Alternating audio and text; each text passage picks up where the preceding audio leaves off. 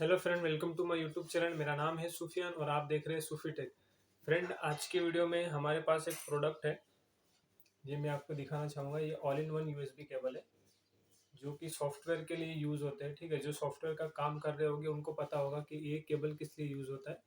Actually ये cable जो है वो फ़ोन को बूट मोड में कनेक्ट करने के लिए यूज़ किया जाता है। ठीक है, नॉर्मली होता क्या है, हम लोग जब कोई भी फ़ोन को सॉफ्टवेयर के लिए कनेक्ट करते हैं तो उसके लिए ना हमें कोई भी की प्रेस करना पड़ता है।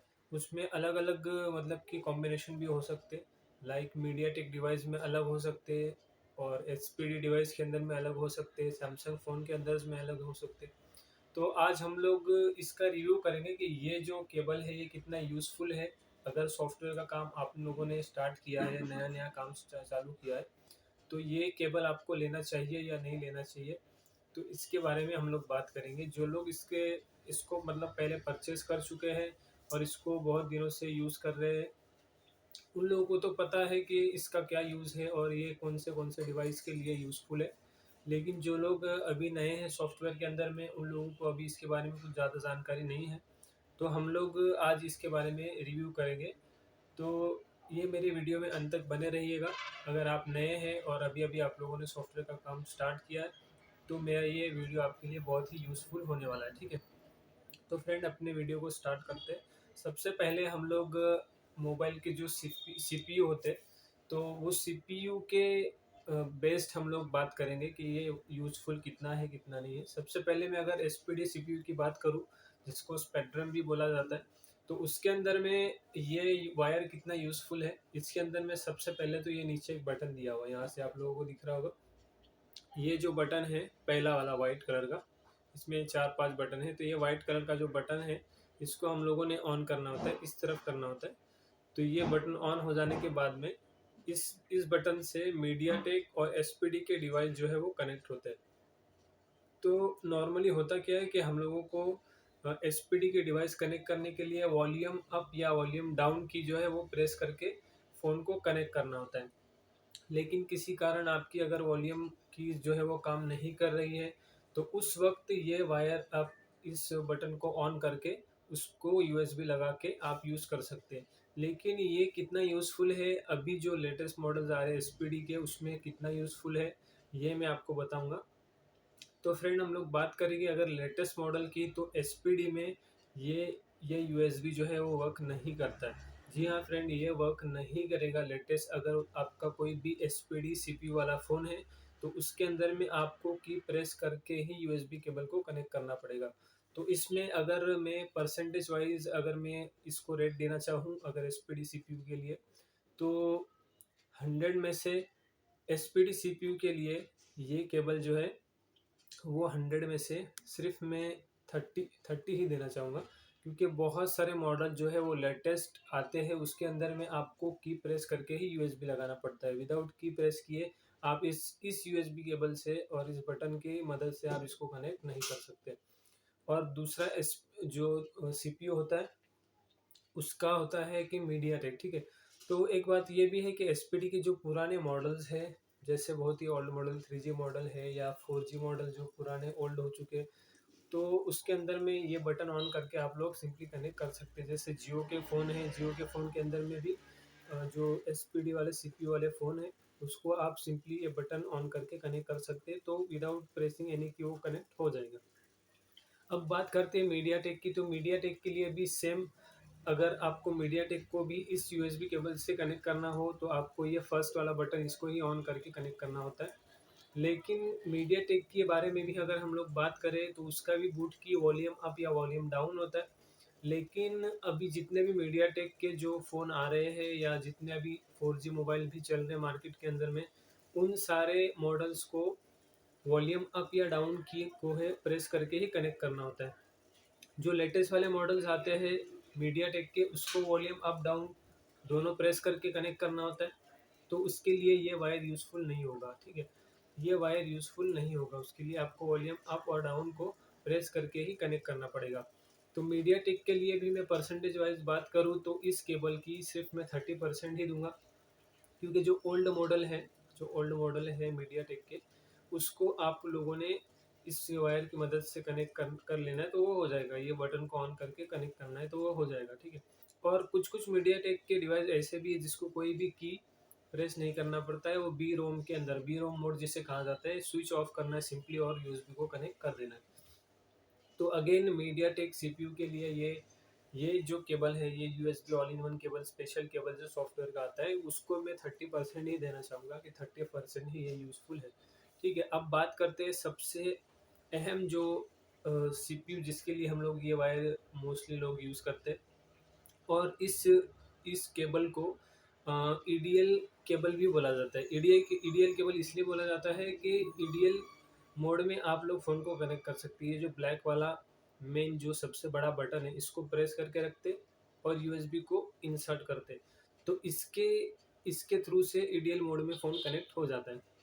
नॉर्मली होता क्या है, सबसे बड़ी प्रॉब्लम जो फ़ोन को कनेक्ट करने में होती है वो ईडीएल मोड में कनेक्ट करने के लिए होती है, क्योंकि बहुत सारे मॉडल्स ऐसे हैं जैसे शाओमी के, वीवो के, ओप्पो के, या कोई भी मॉडल ऐसे जिसको हमें अगर कॉलकम चिप लगा हुआ है और उसको कनेक्ट करना हो, तो उसको कनेक्ट करने के लिए हमें उसका बैक पैनल ओपन करना पड़ता है। उसके अंदर में जो टेस्ट पॉइंट होते हैं उसको चिमटे से शॉर्ट करके फिर डिस्प्ले उसका फिर उसको यूएसबी इंसर्ट करके उसको कनेक्ट करना होता है। तो इसमें ये दिक्कत होती है कि अगर कोई फ़ोन अगर वारंटी में हो, अगर कस्टमर ना चाहे कि उसका फ़ोन खुले, तो ऐसी सिचुएशन में ये बहुत ही डेंजरस होता है। तो लोग इसलिए अक्सर ये केबल खरीदी करते हैं, और लोग ऐसे सोचते हैं कि ये बटन प्रेस करके हम लोग यूएसबी लगाएंगे तो ये एमआई का फ़ोन जो है हमारा विदाउट बैक पैनल ओपन के ईडीएल मोड में कनेक्ट हो जाएगा। इवन मैंने भी जब नया नया काम स्टार्ट किया था तो मैंने ये यूएसबी केबल सिर्फ उसी पर्पज़ से लिया था। मैंने भी यही सोचा था कि विदाउट बैक पैनल के ये जो केबल है वो सारे फ़ोनों को कनेक्ट कर देगा ईडीएल मोड में, लेकिन ऐसा नहीं है फ्रेंड्स। मैं एक बात कहूँ आपको, इसका नाम तो है एडीएल केबल, लेकिन इससे कोई भी फ़ोन एडीएल में कनेक्ट नहीं होते सिवाय उन फ़ोनों के जो ओल्ड मॉडल है। और ओल्ड यानी बहुत ओल्ड मॉडल जो है वो जियो के फ़ोन को कनेक्ट कर देगा, और बहुत जो 3G मोबाइल है जो जिसमें सीपीयू लगा हुआ है कॉलकम का, उसको कनेक्ट कर देगा। यानी कि बहुत कम इसका परसेंटेज वाइज अगर मैं बात करूँ तो सिर्फ ये 20%, यानी मीडियाटेक और एसपीडी से भी कम परसेंटेज इसको दूंगा मैं, कि बहुत कम परसेंटेज इसको मैं दूंगा कि कॉलकम ये इतना यूज़फुल नहीं है, ठीक है। अगर आप सोच रहे हो कि हम लोग इसको खरीदी करते, इसको परचेस करके और फिर हम लोग अपने कॉलकम फ़ोन को विदाउट बैक पैनल ओपन के हम लोग ईडीएल में कनेक्ट कर कर सकते, तो ऐसा बिल्कुल भी नहीं होने वाला। आपको बैक पैनल सारे फ़ोन का खोलना ही पड़ेगा और ईडीएल शॉर्ट करके ही कनेक्ट करना पड़ेगा। तो ये केबल जो है वो कॉलकम के लिए सिर्फ 10 to 20% ही यूज़फुल है। इसमें ज़्यादा आप मतलब इसमें पैसा ना डालें। अगर आप लोग चाहते हैं कि मेरा पैसा बर्बाद ना हो और आपका बजट टाइट है, आप लोगों ने अभी अभी ना काम शुरू किया, तो इसको मत यूज़ कीजिए। इससे के अलावा आप नॉर्मल जो यूएसबी है उसको भी यूज़ करके टेस्ट पॉइंट से अपने फ़ोन को, कॉलकम मोड वाले फ़ोन को ईडीएल में कनेक्ट कर सकते हैं। तो बात करते हैं अब सैमसंग फ़ोन की। तो सैमसंग फ़ोन के लिए ये केबल बहुत ही यूज़फुल है। तो मेरे हिसाब से तो इस वायर का जो इस केबल का नाम है ना, वो सैमसंग यूएसबी केबल होना चाहिए था, क्योंकि इसमें इतना यूज़फुल है ये कि अगर ये 4th नंबर वाला बटन है, यहाँ से अगर आपको दिख रहा होगा तो 4th नंबर वाला बटन है, तो इसको हम लोग ऑन करेंगे और कोई भी सैमसंग का फ़ोन हो, चाहे वो लेटेस्ट हो या ओल्ड हो, कोई भी सैमसंग का फ़ोन हो, ये डाउनलोड मोड में कनेक्ट हो जाता है, ठीक है।